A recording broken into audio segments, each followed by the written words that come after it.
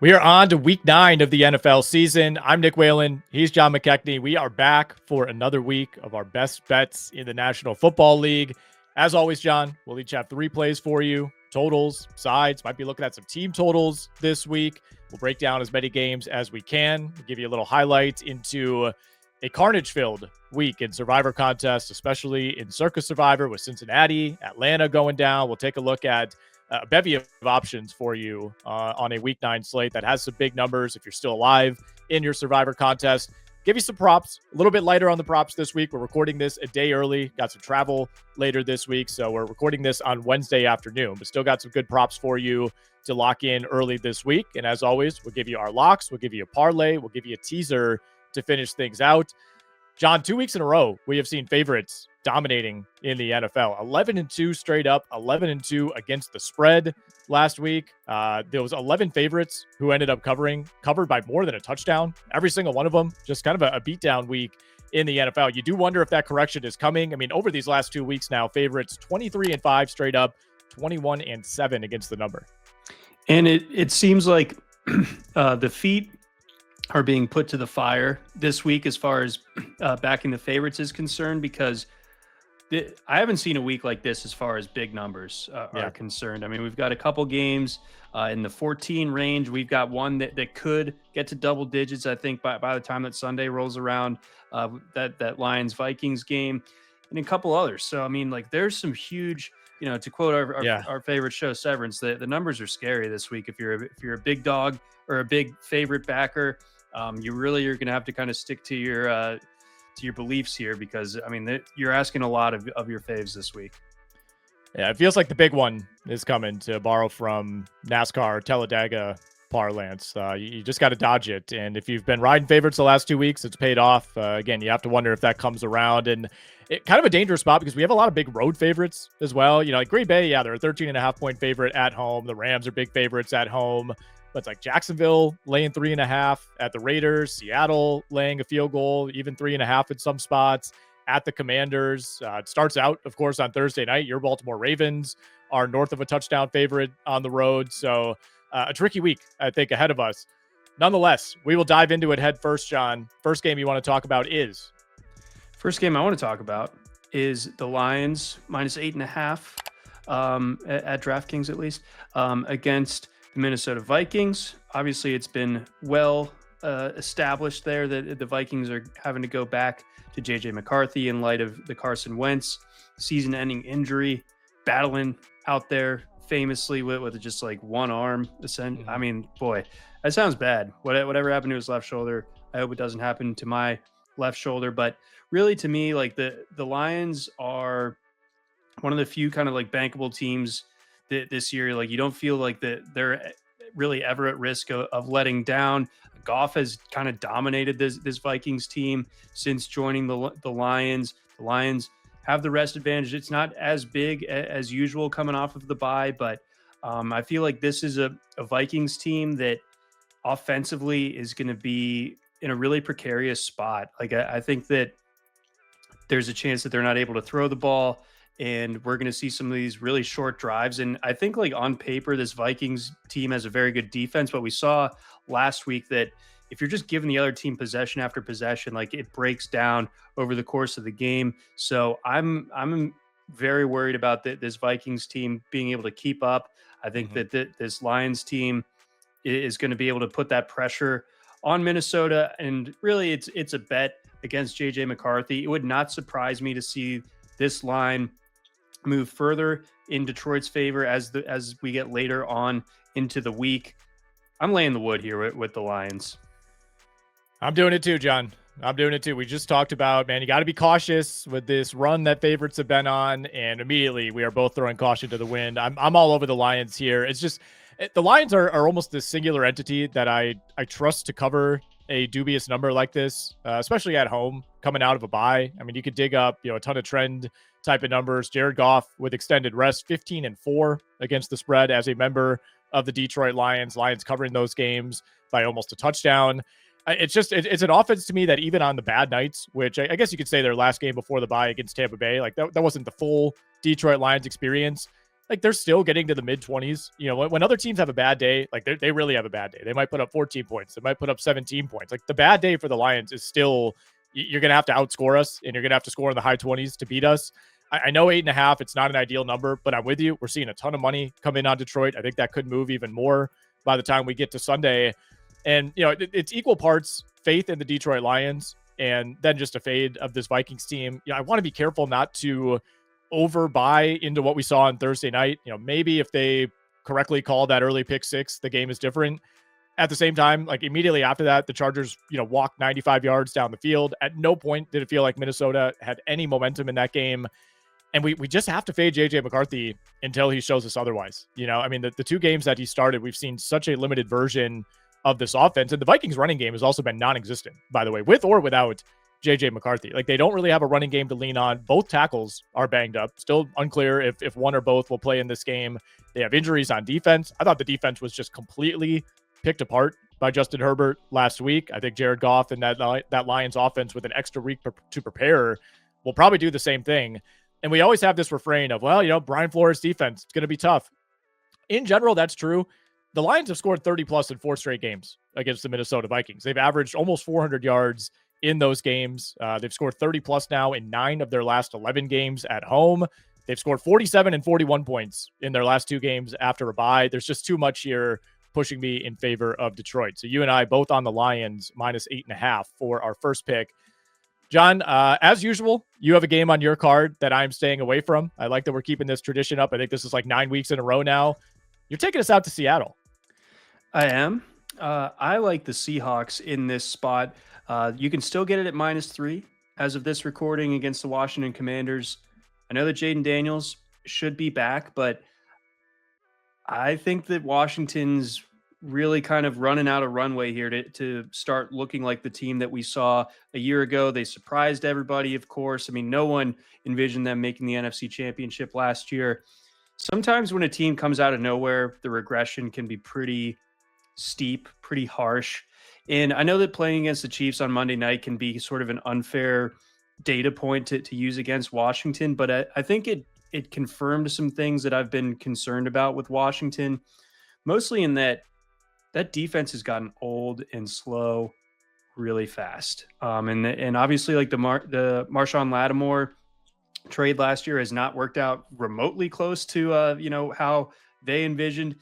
He really kind of dogged it on that fumble, I thought, on Monday night that could have changed some things as well, or maybe just a little bit. Meanwhile, Seattle is on like super rest advantage relative to Washington, with Washington having played on Monday, Seattle coming off of their bye. So, I mean, that's a huge advantage in their part. The time difference hasn't been a huge hurdle for Mike Macdonald thus far since getting out to Seattle. I think he's 4-1-1 on Eastern time since he took over. Obviously short sample, but a promising one nonetheless. I just like a road favorite here with the big rest advantage. That's my big thing. I think Seattle's been impressive offensively. I think that the times that I bet against Sam Darnold mostly are when I fear the pass rush on the other side. I'm not sure that Washington really has that in a way that scares me too much. And I mean, Jackson Smith and Jigba, who's stopping him right now, especially, among this Washington secondary. So I think that there's elements there of Terry McLaurin being a little bit banged up on the Washington side of things. I'm worried about that quad holding up over the course of a game. Who knows how Jaden's going to look coming back off of his injury as well. So there's a lot of things here that this is mostly I'm worried about Washington type of bet, but I also am confident that Seattle is the superior team in this spot. So give me Seattle on the road in prime time. Yeah, I mean, as far as a cross-country road trip goes, it's still a pretty good spot for Seattle coming out of the bye. Short week for Washington. I share those same Terry McLaurin concerns as you. Played all right, I think, all things considered, in the KC game. Had the touchdown in the back of the end zone. I'm still wondering why Marcus Mariota put so much loft on that throw. Like, McLaurin was wide open, and it was like he threw that on the biggest arc possible. Nonetheless, I know McLaurin has said he's healthy. I don't know he's going to be at 100%. I actually like this as an under spot. Did not quite enough to make the card. 47.5 is the universal number right now. And Jane Daniels, all indications are that he's going to be back. That changes things, but I think that Seattle defense, is going to be ready. We saw obviously a lower scoring game against Kansas City, and that was with the Chiefs scoring on 3 straight drives in the second half. I'm with you, man. I didn't want the regression for Washington to happen like this, with the injuries. Like, there are obvious reasons to point to. I think they were the clear regression team, but Terry McLaurin missing a month and Jane Daniels being in and out, like, it's just, and if they lose this game, by the way, it's kind of over for this season for the Commanders. And, a team that's looking at a pretty hard reset around Jane Daniels, like easily the oldest roster in the NFL. Exactly. So, I mean, I think like they have the Lions on the other side of this week, man. Yeah. I think that the chickens, not the cows, the chickens are potentially coming home to roost. Maybe the cows are as well. It could be that bad in Washington. I don't think you're totally wrong, right? Because like there's like a cows come home until the cows come home phrase. I don't know if cows do a lot of roosting. Yeah. Nonetheless, your point stands. All right, I'm walking into the fire on another favorite this week, and I'm going to acknowledge right off the bat, Mike Tomlin, home dog, off of a loss, 12-4 ATS. I understand that. We were also in the same spot last week, and the Steelers came up short, despite, I thought, almost a best case scenario first half for Pittsburgh. Maybe not in the way that they played, but in the way that the Packers played that game. 7 points in the first half, 2 missed field goals, questionable play calling. Keyshawn Nixon had one of the worst halves I can remember a defensive back ever having. And yet Green Bay able to pick itself up off the mat. They lean on Jordan Love and they end up blowing out the Steelers in the second half. My concern with Pittsburgh heading into that game, you and I were head to head on that one. And part of my rationale was, man, Josh Jacobs is going to run all over this defense. Steelers can't stop anybody. They held up against the run, and Green Bay still beat them. Like that's what's even like double concern for that Steelers defense. I mean, this is a borderline bottom 5 defense right now when you look at some of the advanced metrics. And I think they know it. They're starting to bring in guys off the street. They're trying to bring in some depth pieces. For so long, you could just assume that the Pittsburgh Steelers would have a top 10 defense because they're the Steelers. I think this is a bad matchup, much like I thought it was a bad matchup against Green Bay, and nobody's playing better offensively right now than the Indianapolis Colts. Like, at some point, the Colts are going to get tripped up, but every single week, man, this team is just a lock to score somewhere between like 29 and 39 points. And I think they could do that again this week. I don't think the Steelers necessarily can keep up if it is that kind of game. I'm a little surprised this number isn't closer to 4.5. I think there's a ton of respect on the Tomlin trends here, and I understand it. I just don't think this Steelers team has the horses in the way that Steelers teams of the past did. And there's so much to worry about with the Colts. If you sell out to stop Jonathan Taylor, okay, there's Michael Pittman, Josh Downs, Alec Pierce, Tyler Warren in the passing game. If you try to take out, that element of it, Jonathan Taylor is going to run for 170 yards on this defense. So maybe I'm buying too hard into the Indianapolis Colts, John, but I need to see a defense stand up to them before I think Pittsburgh will be the team to do it. Right. And this is the inverse of what we were just talking about with Seattle and Washington. This is on my stay away because it's my Brian Windhorst, what's going on here line of the week. Yeah. Like, the money is pouring in on Indianapolis. I'm pretty sure. The line is just sticking at 3.5. And it's not, I can be accused of going with I'm going to blindly trust Tomlin as a dog or as a home dog or as a home dog coming off of a loss. Like, that defense is bad. It's very expensive and it's very bad. I've seen people call it the shower curtain on the internet, not the steel curtain. So, I mean, those days are long past us, but I'm just creeped out by the fact that I want to believe in this Indianapolis team. Every single week they're trying to prove their doubters wrong, and they're doing a great job of it. But I think the Steelers aren't dead yet. I know that, I was kind of hinting at a couple weeks ago that, like, the Steelers after Thanksgiving, that's a team that you fade all the time. But I think it was too early for their swoon that was inevitable. I think the Steelers could, especially after getting kind of pantsed on Sunday Night Football in front of the entire country, kind of find a way to ugly this one up. I think it's going to really rely on TJ Watt, maybe forcing a turnover, strip sack type of thing on Daniel Jones. You don't want to like bet on that as the only way for Pittsburgh to do this. But I believe that for some reason, the line just being what it is, it's enough for me to just back off. Like, if I did see it at Indianapolis, something more what you would expect, like 4.5, 5, I'd be like, yeah, no, that makes sense to me. But it being low and the action coming in on Indy, that's what's keeping me away from it. But I do Yeah. think that you raised some great points on your side too, of course. John, your third and final game.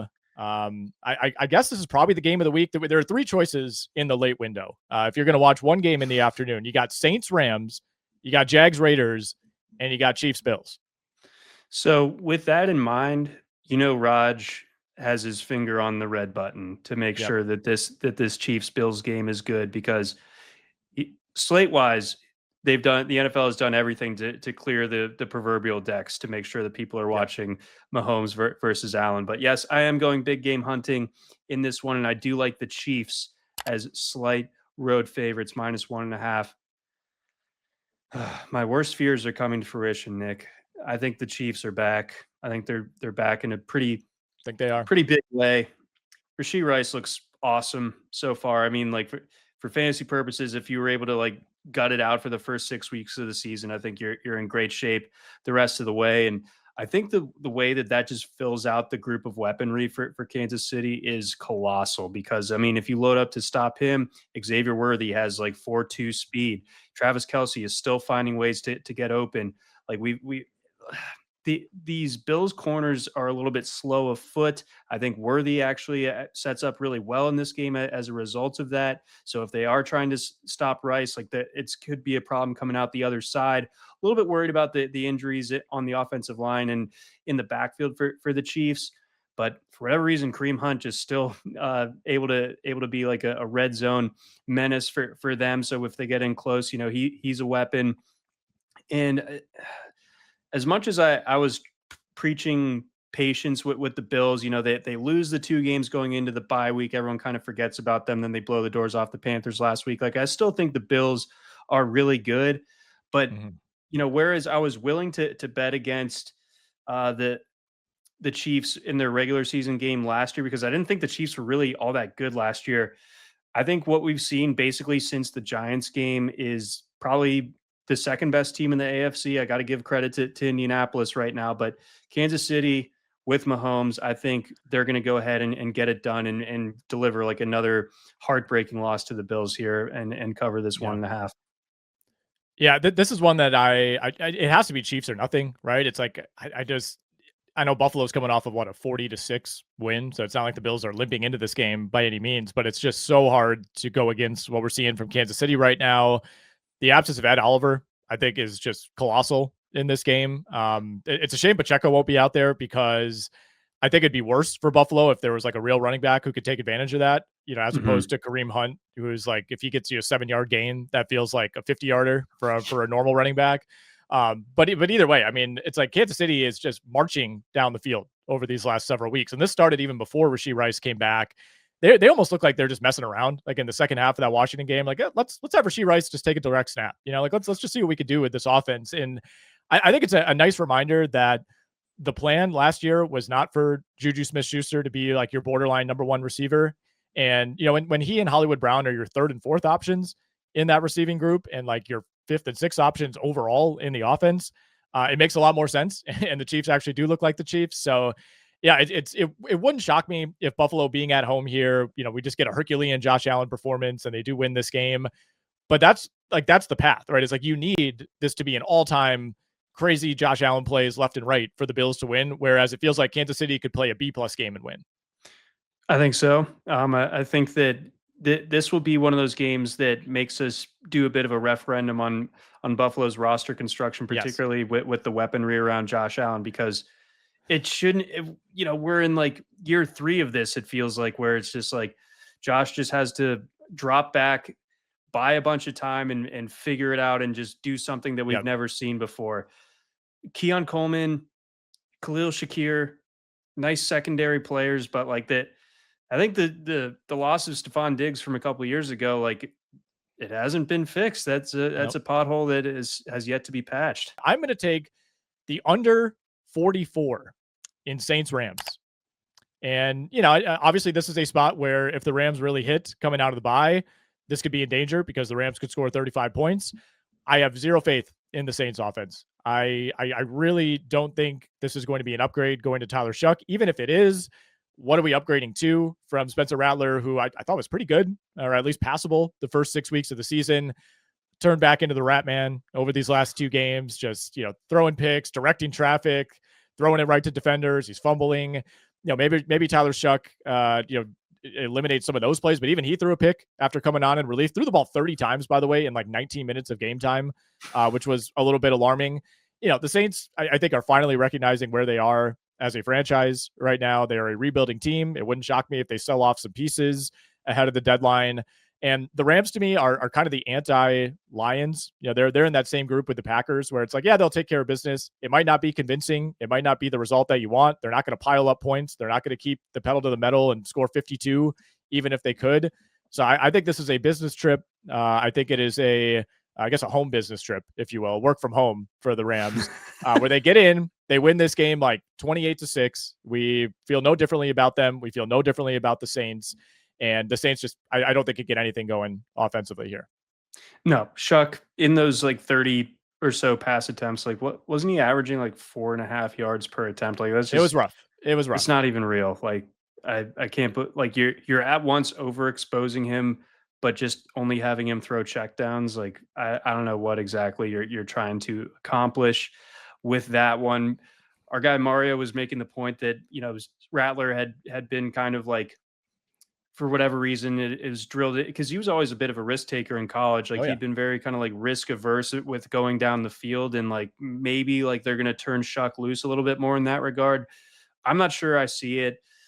I think that this Rams pass rush, especially when they get a big lead, like just pinning their ears back against the Saints offensive line with Shuck back there, that's going to be a long, long day. Like I think for, if you play DFS or anything, I'm not often like a pay up for defense, but I feel like the Rams, a Rams defensive touchdown is certainly on the board potentially this week.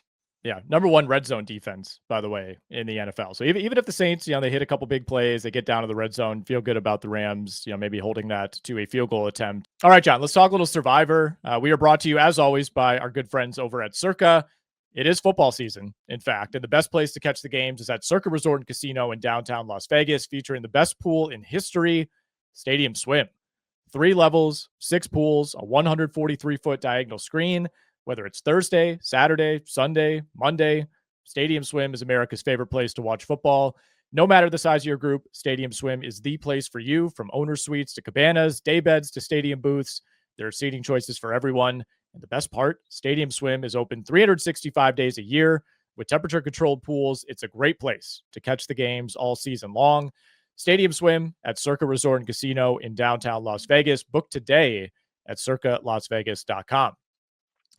So we had a couple clean weeks in Survivor for the most part, John, in week 6 and week 7. Back to full-on carnage in week 8. We knew it was coming. Colts ended up being the most popular pick in the Circa contest. So congrats to you if you had the Colts available. That was never a sweat at any point. About 35% of remaining entries were on Indy. 33% of the field went out on Atlanta. 18% go out on Cincinnati. And a reminder, by the way, that we had 9% of the field go out on Atlanta already in week 3. That was the Carolina no-show. So they've been responsible for 2 of the biggest purges so far this season. I was looking at like, all right, of the remaining entries, what teams do you have available? 99.8% of remaining entries still have Atlanta available. So basically it's like, if you didn't go out on Atlanta, you're probably in good shape here. I will ask you this. Is it worse to lose your Survivor entry on the Bengals or on the Falcons this past week? Those games played out very differently. Well, as someone who went out on the Bengals, that was pretty bad, because if I'm a Bengals guy, we had it. And the Jets are still like 1 order of magnitude worse than the Dolphins. I think like the Dolphins have like that live wire potential, and the Falcons can always falcon. But I got hung up on what happened on that Thursday night game with the Bengals. And it's like, okay, like maybe the offense is just going to be good enough. And the offense, normally it would have been more than enough. You put up more than 30 points, the team that you back in Survivor, you're feeling all right most of the time, especially when the Jets don't have Garrett. Well, it's just one of those things where like so many things were working against the Jets that of course they were able to figure it out and pull out, the full bag of tricks. Breece Hall throwing an absolute dime of a touchdown. So yeah, I'd say I'm biased, but losing on the Bengals was I think that was tougher than the Falcons. Although Falcons won, like, it's over like almost from the start. So Yeah, it's that's what's your preference? Do you like to sit in it and just kind of watch it for the remaining couple hours, or do you feel good about, it's like, oh, I'm right. going to look ahead to week 10 or week 9 here, and then it's like, wait a second. I remember like getting a text from Yeah. my buddy that I co-managed that Survivor team with, and he's like, "Dude, we're getting puckered," and I'm like, "No, what are you talking? Oh no, oh no!" 'Cause I saw the Jets just keep chipping away at that score, and my goodness, that stung. Yeah, I mean, Cincy blew like 3 or 4 separate two-score leads in that game. I think it's worse to go down on Cincinnati when you feel like you have it in pocket multiple times. I will say I stopped believing on Atlanta after the Bijan fumble. Yeah, Mhm. if they punch that in, all of a sudden it's a one-score game and, maybe we get a run, but brutal, brutal stuff. Moment of silence for everyone who went out on those two teams.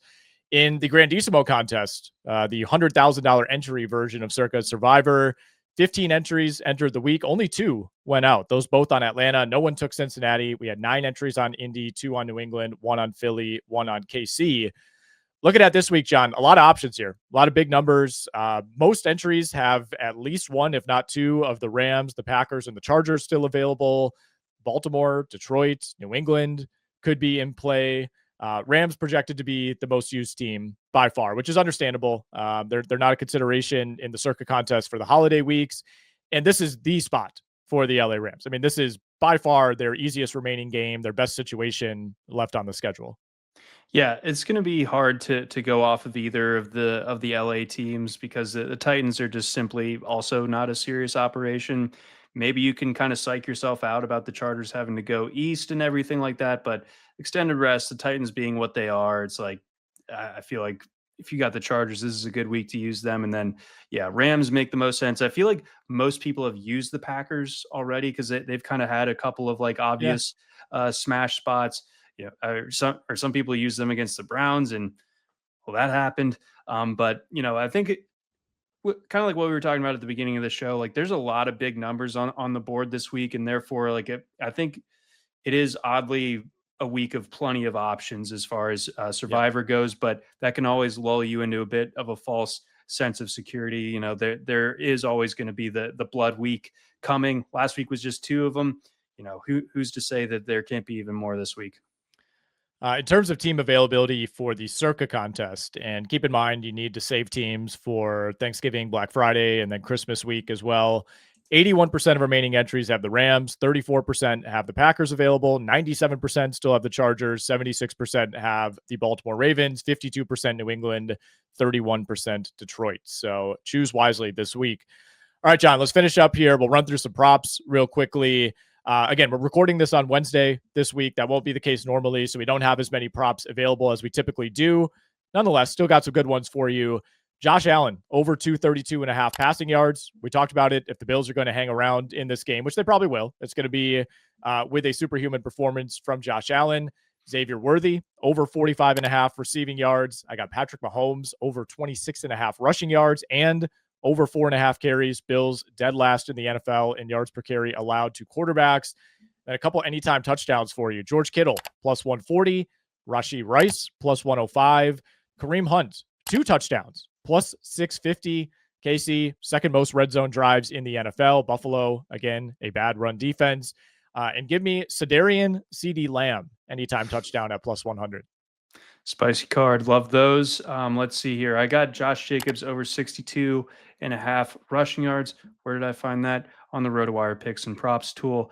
Got a Love couple it. anytime touchdowns for you as well. I think it's a nice price on Trey McBride, or they call him Trey Quan when he's on the field. Plus 120 to score a touchdown against the Cowboys. Got to like anybody going against the Cowboys. Jackson Dart, now that Cam Scattaboo being out, I think that Jackson Dart with his legs gets himself into the end zone.